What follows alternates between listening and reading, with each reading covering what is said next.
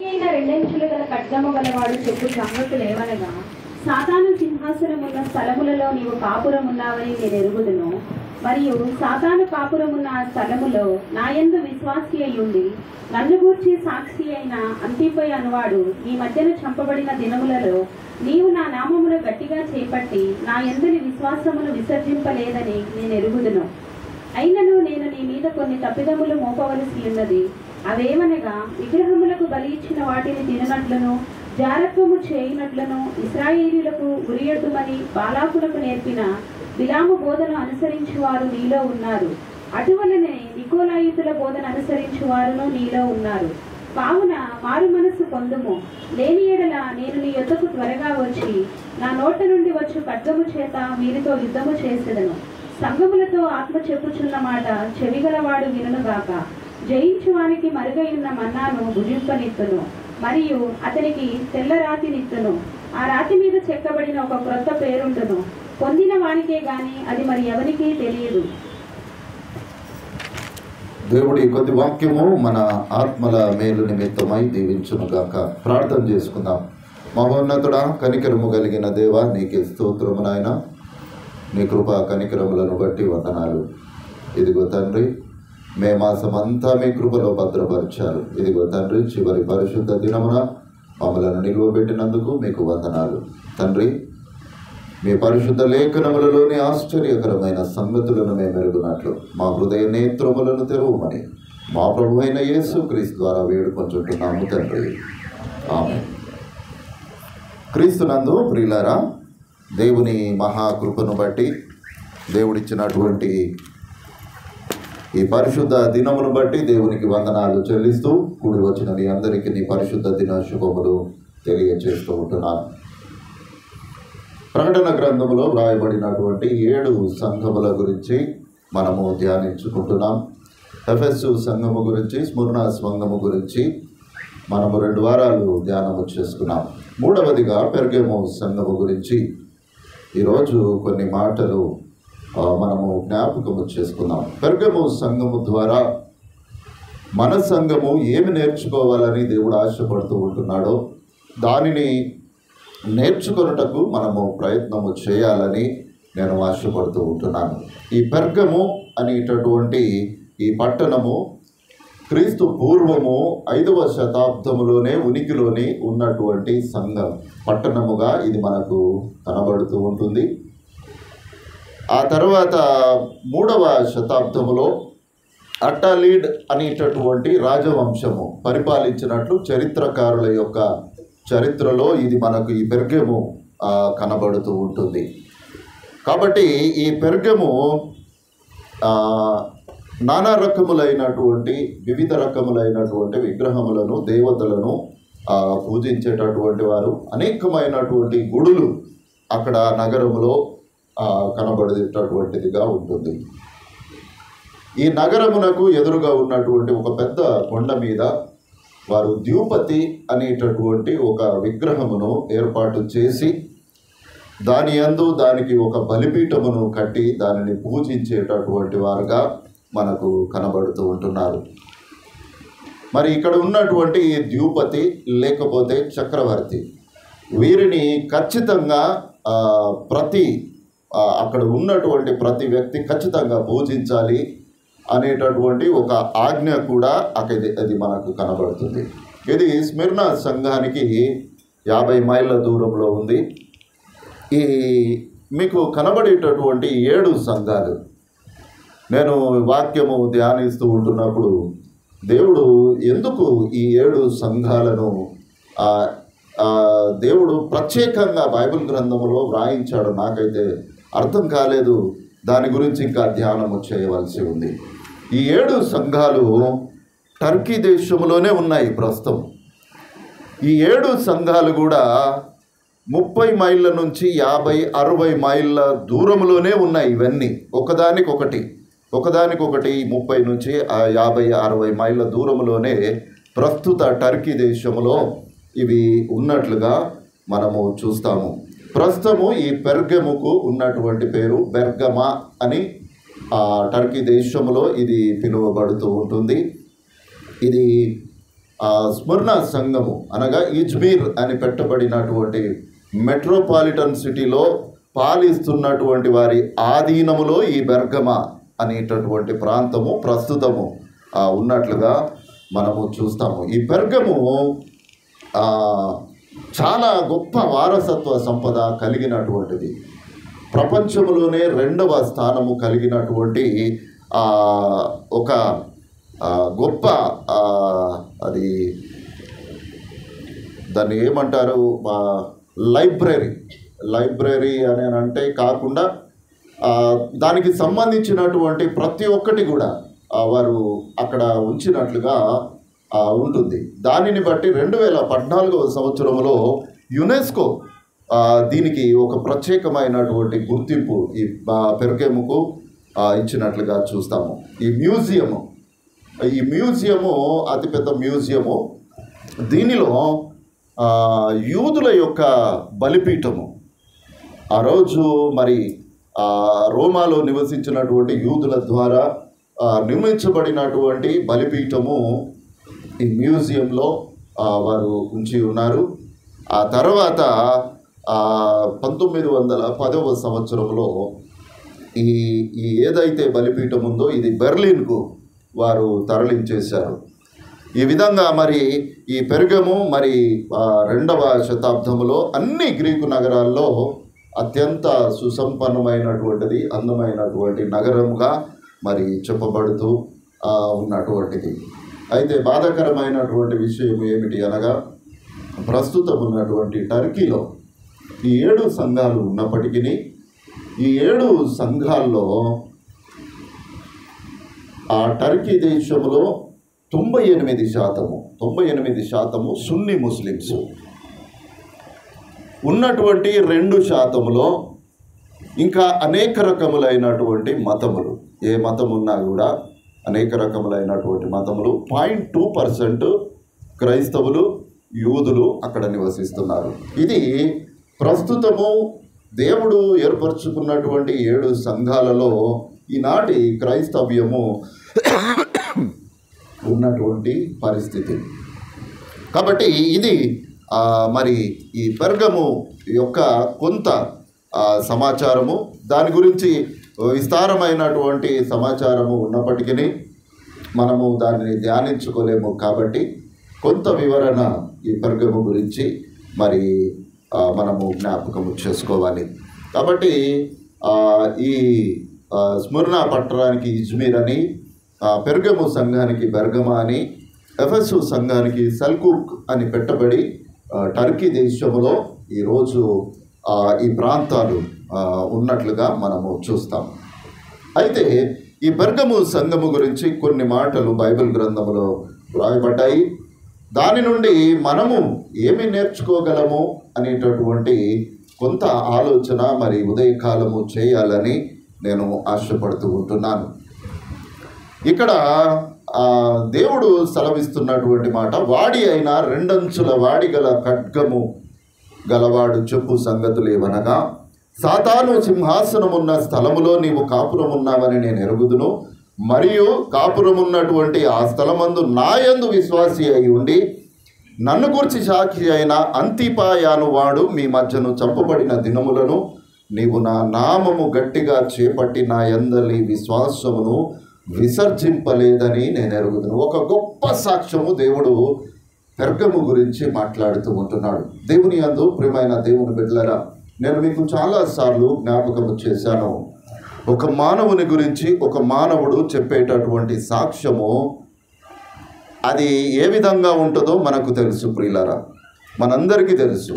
మన మధ్యలో చనిపోయినటువంటి వ్యక్తి ఎవరైనా ఉంటే వారి గురించి మనము ఒక సాక్ష్యము పలకాలి అని అంటే వారి గురించి తెలిసి ఉన్నటువంటి చెడునంతా పక్కన పెట్టి వారి మంచిని గురించి మనము చెప్తాము. కానీ ఇక్కడ దేవుడు పెర్గముకు ఉన్నటువంటి మంచిని చెడును కలిపి చెప్తూ ఉంటున్నాడు. వారి గురించి ఒక సాక్ష్యము, గొప్ప సాక్ష్యము, మీరు నా నామమును గట్టిగా చేపట్టి నా యందలి విశ్వాసమును విసర్జింపలేదని నేను ఎరుగుదును. ఈ అంతిప అనేటటువంటి వ్యక్తి మరి సాతాను సింహాసనము ఉన్నటువంటి స్థలము. ఎవరయ్యా ఈ సాతాను సింహాసనము అని అంటే, ఆనాటి పరిస్థితులను మనము జ్ఞాపకము చేసుకుంటున్నప్పుడు, పెర్గములో పూజిస్తే చక్రవర్తిని పూజించాలి, లేకపోతే ద్యూపతిని పూజించాలి. దీనిని బైబిల్ గ్రంథము ఒక సాతాను యొక్క సింహాసనముగా పోల్చుచూ ఉన్నది. ఈ సాతాను సింహాసనము ఉన్నది. వీరు క్రైస్తవులను హింసించేవారు, యూదులను హింసించేవారు కనుక మీరు జాగ్రత్తగా ఉండుడి అని చెబుతూ, దానిని వ్యతిరేకించినటువంటి ఈ అంతిప అనేటటువంటి వ్యక్తిని ఒకవేళ వారు చంపి ఉండవచ్చును. దానిని బట్టి ఈ క్రైస్తవ్యము ఒకవేళ మరుగున పడిపోతూ ఉండాలి అనేటటువంటి ఆలోచన కూడా ఆనాటి ఆ రాజ వ్యవస్థలో ఒకవేళ ఉండి ఉండవచ్చు. దానిని బట్టి దేవుడు చెప్తున్నటువంటి మాట, ఈ అంతిప వాడు మీ మధ్యలో చంపబడినా మీరు విశ్వాసము కోల్పోలేదు. ఇది గొప్ప విషయము ప్రియులారా, ప్రియమైనటువంటి దేవుని బిడ్డలారా. విశ్వాసము అనేటటువంటిది చాలా గొప్ప విషయము. కానీ ఈ విశ్వాసము మనకు ఉండదు ప్రియులారా. ఎందుకొరకనగా మన విశ్వాసము చాలా అల్పమైనటువంటిది. ఎంత అల్పమైనది అని అంటే, అసలు అది భూతద్దం పెట్టి ఒకవేళ వెతికినా కూడా మనకు దొరకదు. అందుకే దేవుడు ఈ విశ్వాసము గురించి చెబుతూ ఆవగింజను పోలుస్తాడు. ఆవగింజను పోల్చడము అని అంటే, ఒక మృత శరీరము అది నాటబడాలి. అంటే ఈ లోకమును విడిచి అది భూమిలో పాతి పెట్టబడితేనే దేవుని యొక్క రాకడలో అది నూతనమైనటువంటి శరీరముగా లేపబడుతూ ఉంటుంది. ఈ ఆవగింజ భూమిలో పడి అది మొలకెత్తితేనే కానీ అది దేనికి పనికిరాదు ప్రియులారా.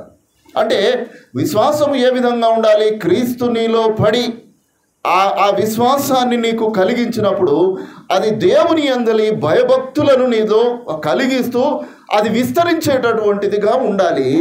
కాబట్టి ఇక్కడ దేవుడు సెలవిస్తున్న మాట, అంతిపవాడు చంపబడినా కూడా, అనగా మరి ఎంత భయంకరమైన మరణము అక్కడ జరిగిందో మనకు రాయబడలేదు. కానీ ఒక వ్యక్తినైతే మాత్రము అక్కడ చంపారు, ఆయనతో పాటు ఇంకా అనేకులను కూడా చంపి ఉండవచ్చును. ఎందుకొరకనగా స్మిర్నా సంఘము మనము జ్ఞాపకము చేసుకుంటున్నప్పుడు అక్కడ సేవకులను, బిషప్లను మహాభయంకరంగా చంపారు. ఈ చంపడము ఈ స్మిర్నాకు పెర్గముకు పెద్ద దూరం ఏం లేదు. ఎక్కువ దూరము అని అంటే ఇక్కడి నుంచి ఒక పటాన్చెరు అంత దూరము ఉండి ఉండవచ్చును, అంతకు లేకపోతే ఒక 50 కిలోమీటర్లు అనేటటువంటిది మనము జ్ఞాపకము చేసుకుంటున్నప్పుడు ఈ భయము వారిలో కూడా కలిగి ఉండాలి ప్రియులరా. జాగ్రత్తగా మనము ఆలోచన చేసినప్పుడు ఆనాటి క్రైస్తవ్యాన్ని వారు అంతము చేయడానికి వారు చేసినటువంటి ప్రయత్నములలో కూడా ఆనాటి పెర్గము సంఘము విశ్వాసమును కోల్పోలేదు అనేటటువంటిది దేవుని యొక్క మహా గొప్ప సాక్ష్యం. ఈనాడు మనము ఏ సాక్ష్యము కలిగి ఉన్నాము? దేవుడు అంటాడు, నా నామము నిమిత్తము మీరు మనుష్యులందరి చేత ద్వేషింపబడుతుంది. లూకాసు వార్త 21వ అధ్యాయం 17వ వచనంలో ఆ మాట ఉంటుంది. నా నామము నిమిత్తము మీరు మనుష్యులందరి చేత ద్వేషించబడుదురు. ఇప్పుడు ద్వేషించబడుతున్నామా? ద్వేషించబడుతున్నాం కదా. ఒక కిరాయి ఇంటికి పోతే క్రైస్తవులు అంటే కిరాయికి ఇవ్వడం లేదు. కారణం ఏంటిదయ్యా? క్రైస్తవుడు మనిషి కాదా? దేవుని లేఖనం ముందే చెప్పింది, మీరు ద్వేషింపబడతారు. ద్వేషింపబడుతున్నాము. కానీ ఈ ద్వేషములో కూడా ప్రేమను కలిగి ఉండడమే గొప్ప విషయము. ఈ ప్రేమలో మరి ఒక క్రైస్తవ జీవితాన్ని కొనసాగించడము అనేటటువంటి ప్రయత్నములో మన విశ్వాసాన్ని కోల్పోకుండా ముందుకు సాగడము అనేటటువంటిది చాలా ప్రాముఖ్యమైన విషయం. కానీ దరిద్రము ఏంటిది అని అంటే, మీరు మనుష్యులందరి చేత ద్వేషింపబడుదురు అనేటటువంటి మాట కనే అంటే కూడా మనము మన స్వకీయులనే ద్వేషిస్తుంటున్నాం. మన స్వకీయుల చేతనే ద్వేషింపబడుతూ ఉంటున్నాం. కారణం ఏంటిది? దేవుడు అంటున్నాడు, మీరు అన్యజనుల చేత ద్వేషింపబడతారు అని అంటే ఈనాటి క్రైస్తవ సంఘాలు, క్రైస్తవ విశ్వాసులు ఏ విధంగా ఉన్నారు అని అంటే, వ్యక్తిగతంగా తన కుటుంబంలో ఉన్నటువంటి తన సహోదరుడిని, తన తల్లిని, తండ్రిని, భార్యను, బిడ్డలను, లేకపోతే అన్నదమ్ములను, వారి కుటుంబాలను, వారి పిల్లలను ప్రేమించేటటువంటి స్థితి లేదు. మానవుని యొక్క జీవితములలో ఈ ప్రేమ స్థానములో ద్వేషము కలిగి ఉంటుంది. నువ్వే ద్వేషిస్తూ ఉంటుండగా నీవు ద్వేషించబడడంలో పెద్ద గొప్ప ఆశ్చర్యము ఏమీ లేదు. నువ్వు ప్రేమ కలిగి ఉండి నీవు ద్వేషించబడుతున్నావు అని అంటే అది దేవునికి ఇష్టమైనది. కానీ నీవే ద్వేషించేవాడివిగా ఉండి నీవు ద్వేషింపబడడంలో పెద్ద ఆశ్చర్యం ఏమీ లేదు. దాంట్లో గొప్పతనం కూడా ఏమీ లేదు. ప్రియమైనటువంటి దేవుని బిడ్డలారా, అందుకే ఆ తిమోతికి వ్రాసిన మొదటి పత్రిక 5వ అధ్యాయము 8వ వచనంలో అక్కడ ఆ మాట చెప్పబడుతూ ఉంటుంది.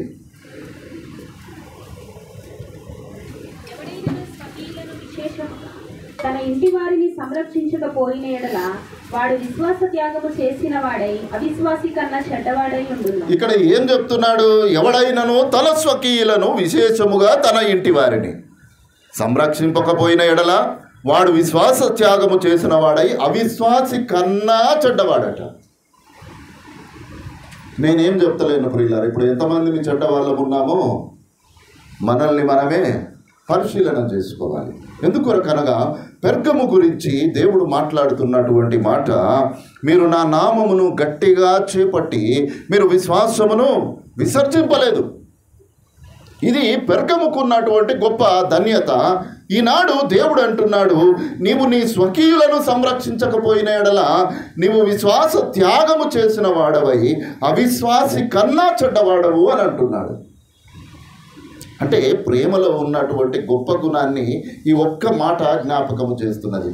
నీ కుటుంబాన్ని ప్రేమిస్తలేవా? నీ తల్లిదండ్రులను, నీ అత్తమామలను, నీ కుటుంబాన్ని, నీ బిడ్డలను, నీ భార్యను, నీ అన్నదమ్ములను, నీకున్నటువంటి కుటుంబంలో ఉన్నటువంటి నీ స్వంత వారిని, స్వకీయులు అంటే ఎవరు?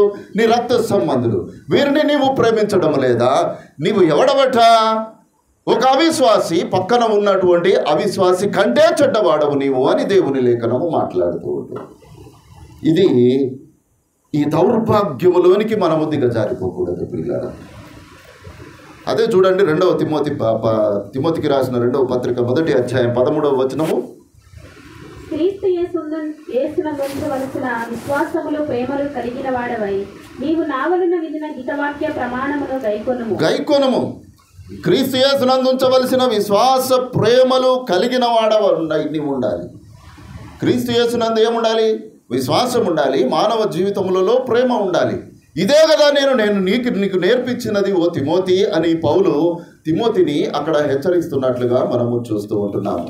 కాబట్టి ప్రియమైనటువంటి దేవుని బిడ్డలారా, ఈ ఉదయకాలము మనము ఏ విధముగా దేవుని సన్నిధిలో మనము కనబడుతున్నామో అనేటటువంటి ప్రాముఖ్యమైనటువంటి విషయాన్ని పెర్గము సంఘము నుండి మనము నేర్చుకోవలసి ఉంది. దేవుడు అంటున్నాడు, వాగ్దానము చేసిన దేవుడు నమ్మదగినవాడు కనుక మన నిరీక్షణ విషయమై మనము ఒప్పుకొనిన దానిని నిశ్చయముగా పట్టుకుందాము అని అంటాడు. హెబ్రీ సంఘానికి 10వ అధ్యాయం 23వ వచనంలో ఆ మాట వ్రాయబడుతుంది. వాగ్దానము చేసినటువంటి దేవుడు ఏం వాగ్దానం చేశాడయ్యా? నీవు నమ్మకముగా ఉండుము, నీకు నేను జీవ కిరీటం ఇచ్చేదను అని అంటాడు. ఎప్పటి వరకట? అంతము వరకు నమ్మకముగా ఉండుము అని అంటున్నాడు. అంతిపవాడు చనిపోయేంత వరకు కూడా విశ్వాసముతో ఉన్నాడు. ఆయన చంపబడిన తర్వాత కూడా సంఘము విశ్వాసముతో ఉంది. అంతము వరకు నమ్మకముగా ఉన్నటువంటి వానికి జీవ కిరీటం ఇస్తాను. ఈ వాగ్దానము చేసినటువంటి దేవుడు నమ్మదగినవాడు. మన నిరీక్షణ విషయమై మనము ఏదైతే దేవుని నందు మనం ఒప్పుకున్నామో దాని విషయములలో జాగ్రత్త కలిగినటువంటి వారముగా మనము ఉండాలి అనేటటువంటి విషయాన్ని దేవుడు జ్ఞాపకం చేస్తున్నాడు. అంతేకాదు ప్రియులారా, చూడండి, అదే తిమోతి 2వ పత్రిక 2వ అధ్యాయము 11-12 వచనాలు చూడండి. మనం ఆయనతో కూడా చనిపోయిన వారమైతే ఆయనతో కూడా బ్రతుకుదుము, సహించిన వారమైతే ఆయనతో కూడా ఎలుదుము. ఆయనను ఎరుగమంటే మనలను ఆయన ఎరుగననిను. ఆయన కూడా ఎరుగను, నాకెవడో నీకు తెలియదు అని దేవుడు చెప్తాడు అని ఇక్కడ చెప్తున్నాడు. ఈ మాట నమ్మదగినది ఏదనగా మనం ఆయనతో కూడా చనిపోయిన వారముగా ఉండాలి. క్రీస్తు నీ కొరకు చనిపోయాడు.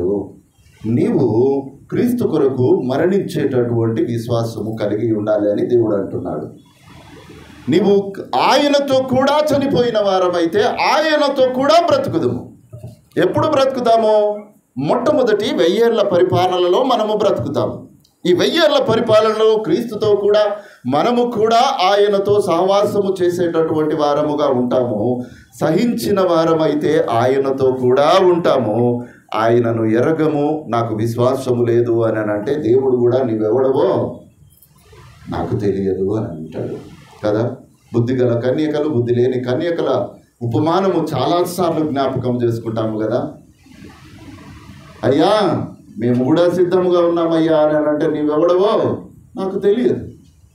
అయ్యా నీ పేరట మేము నీళ్లు పోసామయ్యా, చలివేంద్రాలు పెట్టి నీళ్లు పోసాము అని చెప్పగతాము. అయ్యా నీ పేరట మేము పేదవాళ్ళకు భోజనం వండి పెట్టామయ్యా అని కూడా చెప్పేటటువంటి వారు ఉంటారు. నీ పేరట నీ నామమున చలికాలంలో పోయి బెడ్షీట్లు పంచి వచ్చామయ్యా అని చెప్పేవాడు కూడా ఉంటాడు. అయ్యా నీ పేరట మేము అనేకులకు కొత్త వస్త్రాలు ఇచ్చామయ్యా అని కూడా చెప్పేవాళ్ళు ఉంటారు. అయ్యా నీ నామమున మేము బైబిల్ను సమకూర్చిపోయి అనేక సంఘాలకు పంచిపెట్టామయ్యా అని చెప్పేవాళ్ళు కూడా ఉంటారు. అయ్యా నీ నామమున మేము సమస్త ధనమును సంపాదించి అనేక గ్రామాలకు పోయి సువార్త చెప్పామయ్యా అని కూడా చెప్పేవాళ్ళు ఉంటారు. కానీ దేవుని లేఖనం ఏం చెప్తున్నది మనము జ్ఞాపకము చేసుకోవాలి ప్రియులారా. నీవు స్వకీయులను నీ కుటుంబాన్ని నీ రక్త సంబంధినే నీవు ప్రేమించి పోతే నీవు అవిశ్వాసి కన్నా నీవు చెడ్డవాడవు అని అంటుంది దేవునం. ఇక చెడ్డవాడు ఇవన్నిటికీ నీవు ఎవడమానంటే నాకు నువ్వెవడివి నాకేం తెలుసు అని దేవుడు అనక, అయ్యా నాకు తెలుసు నువ్వు ముందు విశ్వాసివై ఉండివి, తర్వాత నువ్వు చెడ్డోనివి అయినవు అని దేవుడు చెప్తాడా? లేదు ప్రియులారా. చెడ్డవాడెప్పుడు చెడ్డవాడే. తెలియదు అని అంటే తెలియదు, ఇక అంతే. ఒకసారి తలుపు మూసిన తర్వాత తెరవబడము అనేటటువంటిది అసాధ్యము. నోవాహును దేవుడు పడవలో ఉంచేసి నోవాహు తలుపు మూసుకో అని చెప్పలేదు. నోవాహుకి ఏం చెప్పాడు? ఓడ సిద్ధపరచుకోయ్యా అన్నాడు. ఇన్ని గదులు ఉండాలి, ఈ విధంగా ఉండాలి, ఇవి తీసుకో, ఇవి తెచ్చుకో, అన్నీ సమకూర్చుకో, అన్నీ రమ్మని చెప్పాడు. అన్ని ఆజ్ఞ ప్రకారం వచ్చాయి. కానీ దేవుడు నోవాహుకు ఆ అధికారం ఇవ్వలేదు. తలుపు మూసే అధికారము దేవుంది. దేవుడు తలుపు మూసాను. ఎందుకో తెలుసా ప్రియులారా? బహుభయంకరమైనటువంటి ఆ దినములలో ఒకవేళ నోవాహు తలుపు మూస్తే ఆయన రక్త సంబంధికులు ఎవరయ్యా నోవాహు నేనున్నాను ఇక్కడ అంటే తలుపు తీస్తాడేమో అని దేవుడే తలుపు మూసాడు. ఇక నోవాహుకు తీయడానికి అవకాశం లేదు. ప్రియమైన దేవుని బిడ్డలారా, ఆయనను ఎరగము అనేటటువంటి ఆ విశ్వాసములోనికి పోక మనము అవిశ్వాసి కన్నా చెడ్డవారముగా ఉండక విశ్వాసములో ప్రేమలో మనము కొనసాగాలి అనేటటువంటి విషయాన్ని దేవుడు మనకు పెర్గము సంఘము ద్వారా మనకు నేర్పిస్తూ ఉంటున్నాడు. 14-15 వచనాలు. అయినను నేను నీ మీద తప్పిదము ఒకటి మోపవలసి ఉన్నది. అవేవనగా విగ్రహములకు బలి ఇచ్చిన వాటిని తినునట్లుగా, జారత్వము చేయునట్లుగా ఇశ్రాయేలీయులకు ఉరువడ్డుమని బాలాకు నేర్పిన బిలాము బోధన అనుసరించువారు నీలో ఉన్నారు. అటువలనే నికోలాయితుల బోధను అనుసరించువారు కూడా నీలో ఉన్నారు. మనం అన్నీ ఉంచుకుంటాము ప్రియులారా. ఏది బొడగొట్టుకోము. ఎప్పుడైనా పనికి వస్తుందిలే అని పక్కన పెట్టుకుంటాము. పాడైనటువంటి సామాను కూడా ఎప్పుడైనా పనికి వస్తుందిలే అని పక్కన దాచిపెట్టుకుంటాము. పెట్టుకోమా ప్రియులరా? లేరా ఈనాటి క్రైస్తవ జీవితాల్లో? విగ్రహార్పితములు తినువారు లేరా? విగ్రహములకు పూజలు చేసినటువంటి తాయెత్తులను కట్టుకునే క్రైస్తవులు లేరా? కాళ్ళకు, చేతులకు, మెడలకు, నడుములకు నల్లతాళ్ళు కట్టుకునేటటువంటి క్రైస్తవులు లేరా? ఇంతమందిని చూపెడుతున్నాను. పెర్గము సంఘముకున్నటువంటి దరిద్రాన్ని కూడా దేవుడు జ్ఞాపకం చేస్తూ ఉంటున్నాడు. నీవు నీ మీద తప్పిదము నేను మోపవలసి ఉన్నది. ఎందుకొరకనగా నీవు విగ్రహములకు బలి ఇచ్చిన వాటిని తినునట్లుగా, జారత్వము చేయునట్లుగా ఇశ్రాయేలీయులకు ఒరివడ్డుమని బాలాకు నేర్పిన బిలాము బోధను అనుసరించేవారు కూడా నీలో ఉన్నారు.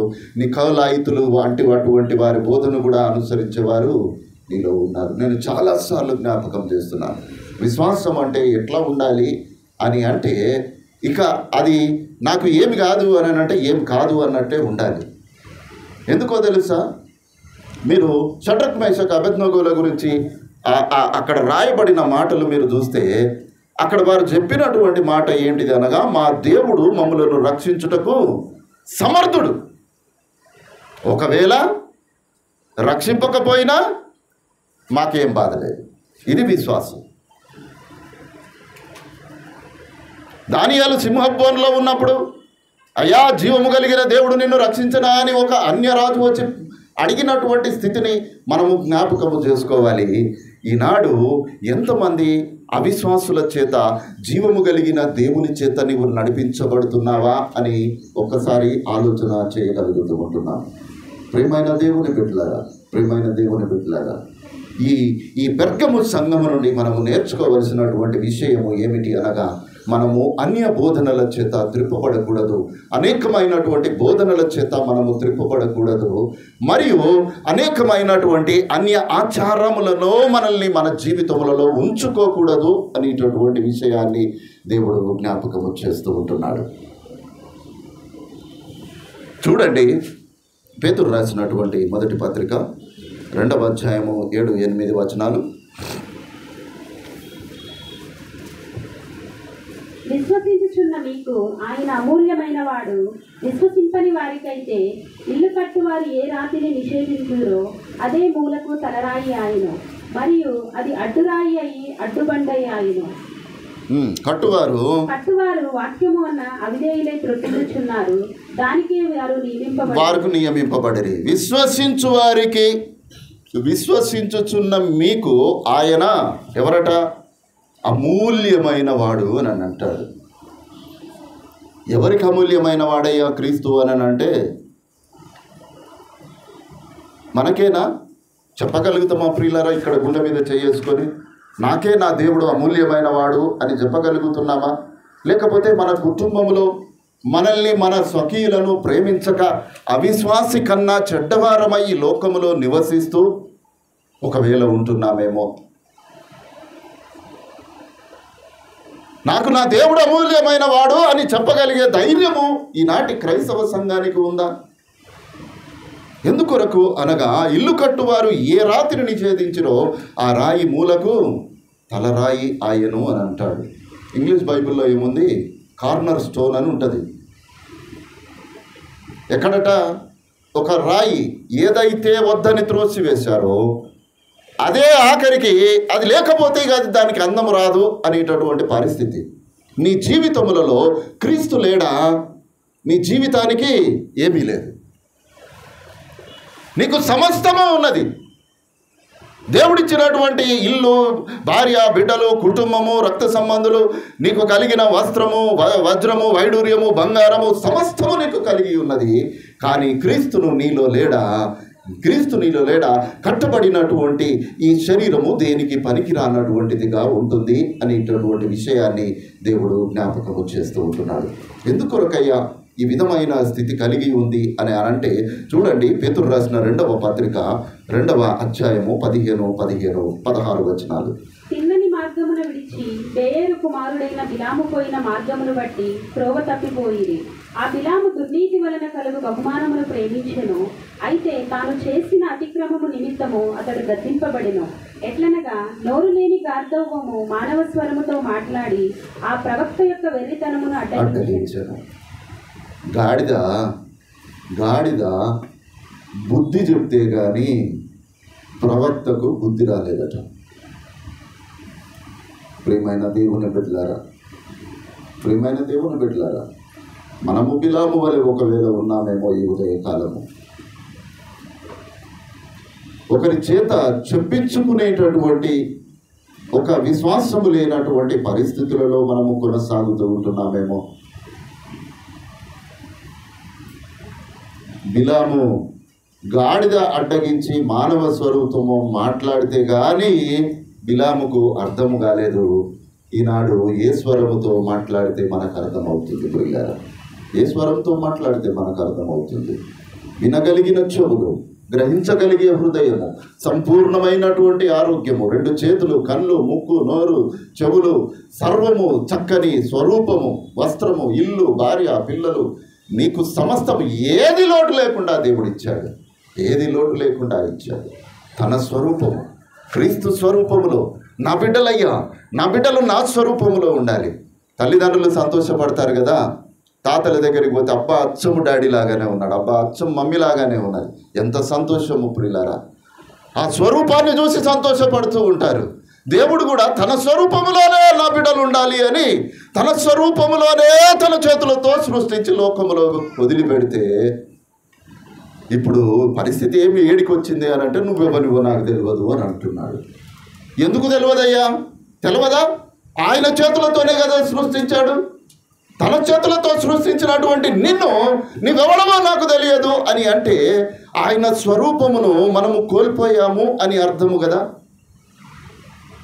దేవుడు ఏ స్వరూపములో అయితే ఏ గుణములతో శ్రేష్టమైనటువంటి వానిగా నిన్ను సృష్టించాడో నీవు అంతము వరకు ఆ స్వరూపములో ఆ గుణములతో ఆ పరిశుద్ధతతో నీవు ఉండాలి అని దేవుడు ఆశపడుతూ ఉంటుండగా ఆ పరిశుద్ధతను వదిలిపెట్టి నీవు అపవాదికి స్థానం ఇవ్వడము మూలాన దేవుడిచ్చినటువంటి స్వరూపములో మార్పులు కలుగుతున్నాయి. కాబట్టి దేవుడు నిన్ను గుర్తుపట్టడం లేదు.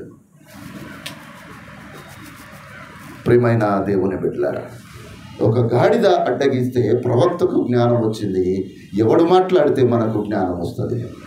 ఎందాక మనము మాటలు వింటూనే ఉందామా, లేకపోతే ఆ దేవుని యొక్క ఆ నిత్య నూతనమైనటువంటి అనుభవంలోనికి మనము వెళ్ళడానికి ఆశపడుతూ ఉంటున్నామా? చూడండి, యోధా పత్రిక 11వ వచనం చూడండి. అయ్యో వారికి శ్రమ, వారు కయ్యను నడిచిన మార్గమున నడిచిరి, బహుమానము పొందవలెనని బిలాము నడిచిన తప్పు త్రోవలో ఆతురముగా పరిగెత్తిరి, కోరాహు చేసినట్టు తిరస్కారము చేసి నశించిరి. ఏం చేశారయ్యా? ఎవరికి శ్రమ అయ్యా? వారికి శ్రమ అంటున్నాడు దేవుడు.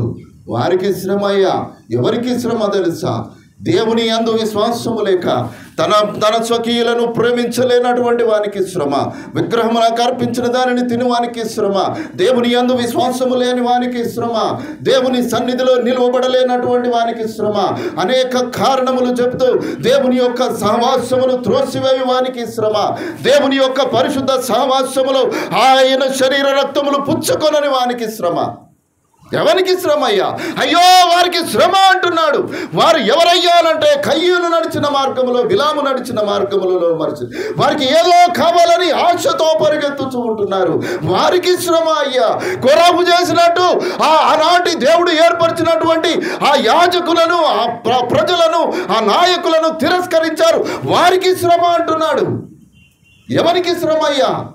నీ సేవకుని తిరస్కరిస్తున్నావా, నీకు శ్రమ అంటున్నాడు.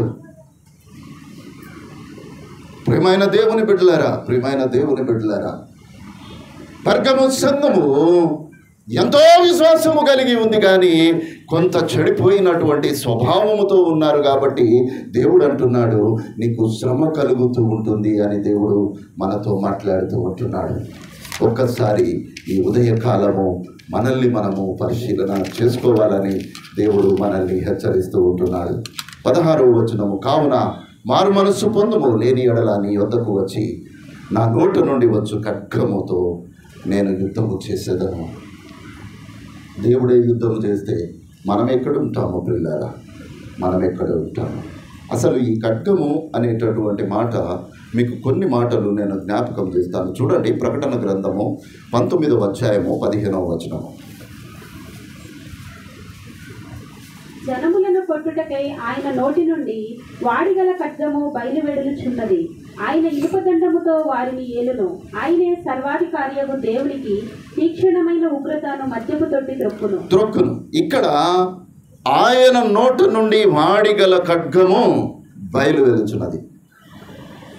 అసలు ఈ వాడిగల ఖడ్గము అనేటటువంటి మాటకు బైబిల్ గ్రంథంలో ఇంకా అనేకమైన మాటలు ఉన్నాయి. మీకు జ్ఞాపకం చేస్తాను. చూడండి, హెబ్రీలకు రాసిన పత్రిక 4వ అధ్యాయము 12వ వచనము.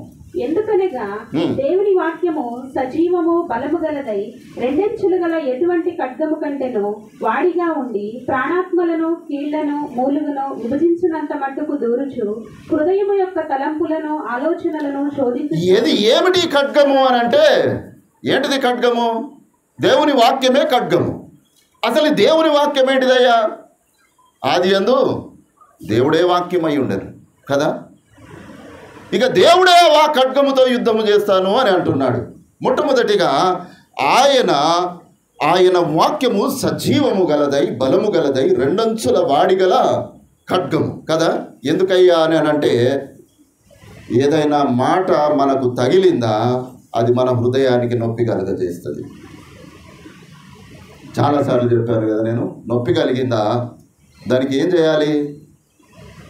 అక్కడి నుండి దూరంగా పారిపోకూడదు, దానికి మందు రాయాలి.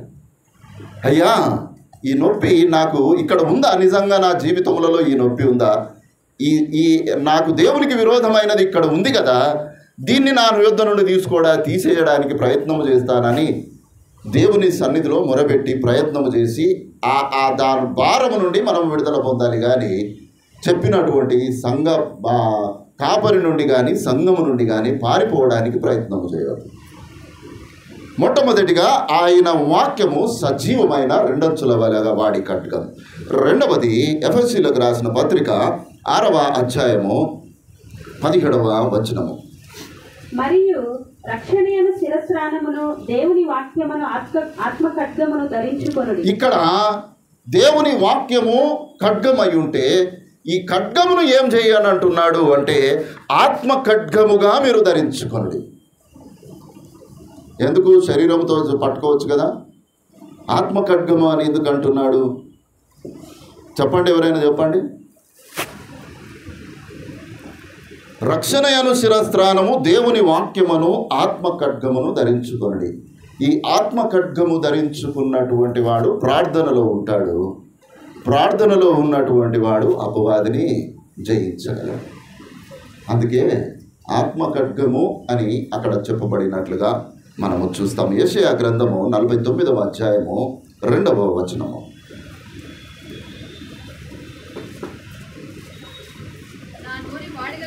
నా నోరు వాడిగల ఖడ్గముగా ఆయన చేసి ఉన్నాడు, తన చేతి నీడలో నన్ను దాచి ఉన్నాడు, నన్ను మెరుగుపెట్టిన అంబుగా చేసి తన అంబుల పొదిలో నన్ను మూసిపెట్టి ఉన్నాడు. ప్రియమైన దేవుని బిడ్డలారా, నా నోరు వాడిగల ఖడ్గము. ఎప్పుడు చెప్పండి? సువార్తను ప్రకటించేటటువంటి సందర్భంలో వాడిగల ఖడ్గము గల నోరుతోనే ప్రకటించాలి.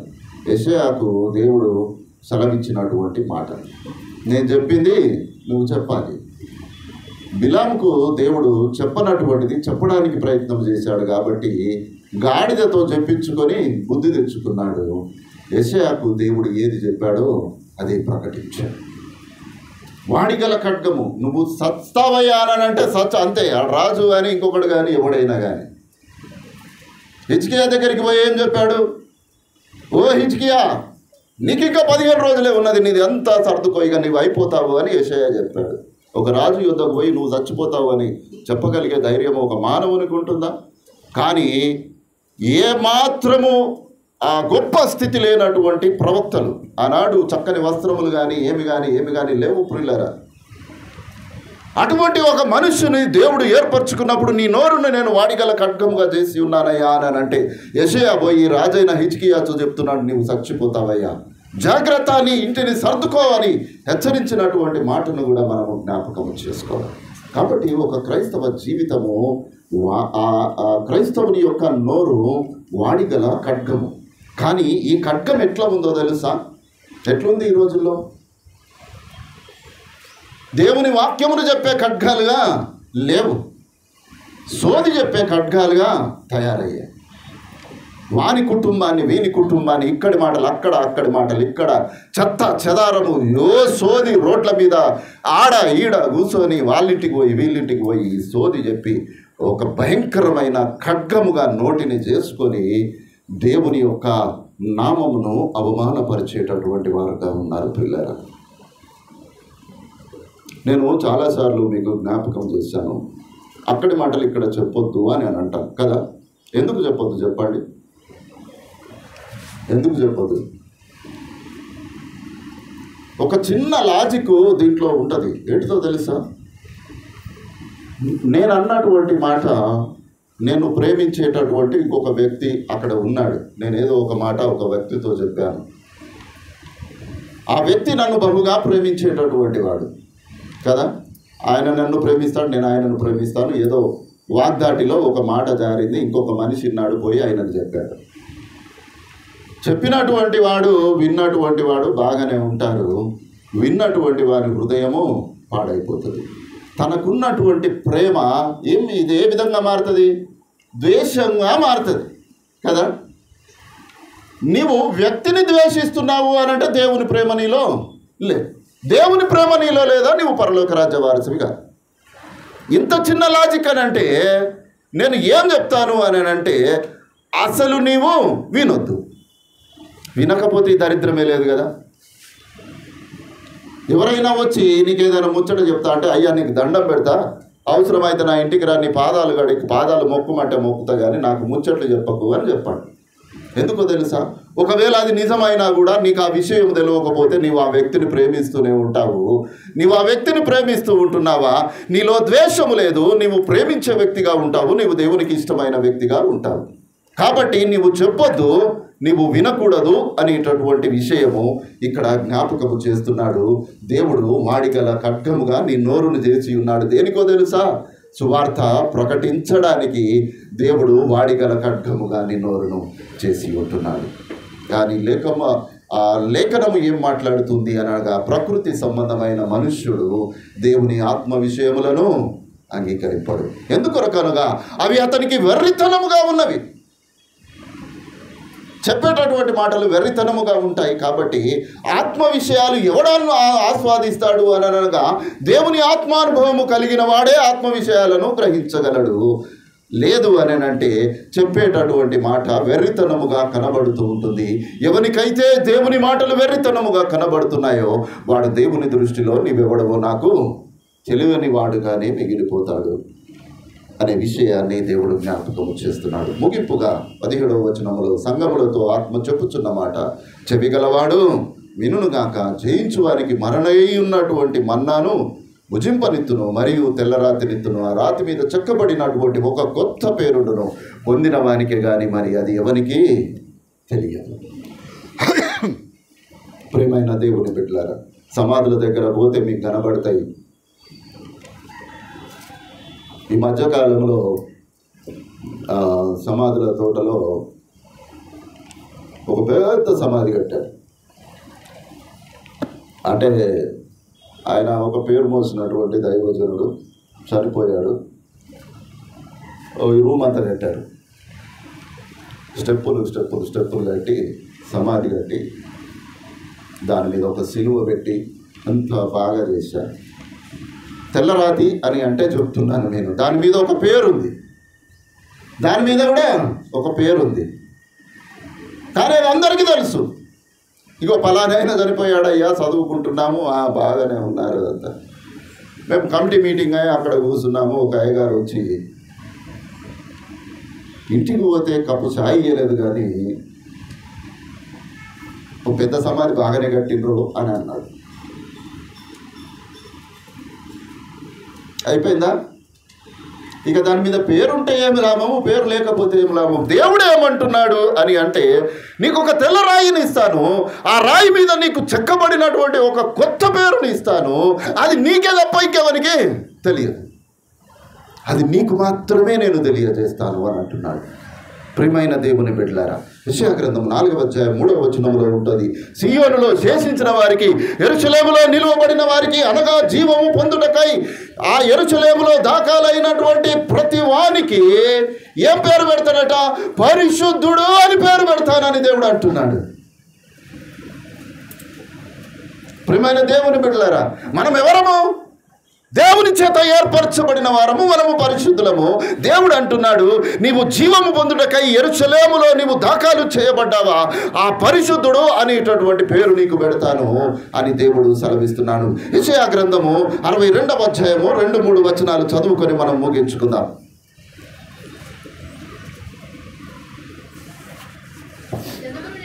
జనములు నీ నీతిని కనుగొనును, రాజులందరూ నీ మహిమను చూచెదరు. యెహోవా నియమించు కొత్త పేరు నీకు పెట్టబడును. నీవు యెహోవా చేతిలో భూషణ కిరీటముగాను, దేవుని చేతిలో రాజకీయ మకిటముగాను ఉందువు అని దేవుడు అంటున్నాడు. ఏమంటున్నాడయ్యా? నీవు ఆ సీయోనులో నీవు దాఖలయ్యావా, నీకు పరిశుద్ధుడని పేరు పెడతాను అంటున్నాడు. అంతేగాక నీకు ఒక కొత్త పేరు నీకు పెడతాను.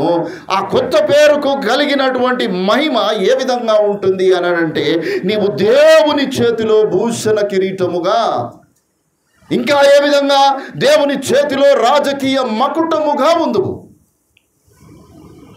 రాజకీయ మకుటం అంటే ఏంటిది? దండము, చేతిలో పట్టుకునేటటువంటి దండం. అంటే నీవు ఎక్కడుంటున్నావు? కొత్త పేరు సమాజం మీద కాదు ప్రియులారా. ఏం రాయబడుతుంది అక్కడ? మంచి పోరాటము పోరాడుతుని నా పరుగు గడబుడిని విశ్వాసమును కాపాడుకుంటుని, ఇదిగో ఇక మీదట నా కొరకు జీవ కిరీటము ఉంచబడి ఉన్నది అని సమాధి మీద ఉంటుంది. వారి ఆత్మ పోయి నరకంలో ఉంటుంది. ఇదేం లాభమయ్యా? నీవు ఎక్కడ పడ్డావు అనేది ముఖ్యం కాదు. నీ కొరకు సమాధి నీ ప్రియులు ఎంత గొప్పగా కట్టారు అనేది ముఖ్యం కాదు. అసలు నీ ఆత్మ దేవుని సన్నిధిలో ఉందా? నీవు పరిశుద్ధుడవని నీకు పేరు పెట్టబడిందా? నీకు ఒక కొత్త పేరు, నూతనమైన పేరు నీకు దేవుని చేత పెట్టబడ్డావా? నీవు దేవుని చేతిలో రాజకీయ మకుటముగా నీవు ఉన్నావా లేదా అనేదే ప్రాముఖ్యం. ఇవన్నీ విడిచిపెట్టి లోక సంబంధమైనటువంటి ఆశల విషయమై ఒకవేళ పరిగెత్తుచూ ఉంటున్నామేమో. పెర్గము సంఘముకు దేవుడు ఒక గొప్ప విశ్వాస సహితమైనటువంటి సంఘముగా ఆయన జ్ఞాపకము చేస్తూ ఉంటుండగా, ఈ ఉదయకాలము మన సంఘము పెర్గము నుండి ఏమి నేర్చుకుంటున్నామో ఆలోచన చేయాలని దేవుడు ఆశపడుతూ ఉంటున్నాడు. దేవుని ప్రియమైన బిడ్డలారా, దేవుని సన్నిధిలో నిలువబడి దేవుడు సెలవిస్తున్న మాట, ఆత్మ చెప్పుచున్నమాట, సంఘముతో ఆత్మ చెప్పుచున్నమాట, చెవి గలవాడు వినుగాక అని దేవుడు అంటున్నాడు. మరుగైపోయినటువంటి మన్నా, కనబడినటువంటి మన్నా, ఆనాటి ఇశ్రాయేలీలను పోషించినటువంటి మన్నాను కూడా నీకు భోజనముగా ఇస్తాను. నీకు ఒక కొత్త పేరుని ఇస్తాను. నిన్ను రాజకీయ మకుటముగా నా చేతిలో ఉంచుకుంటాను అని దేవుడు మాట్లాడుతూ ఉంటున్నాడు. అటువంటి గొప్ప కృప దేవుడి ఉదయకాలం మనందరికీ దయచేయునుగాక. ఆమేన్.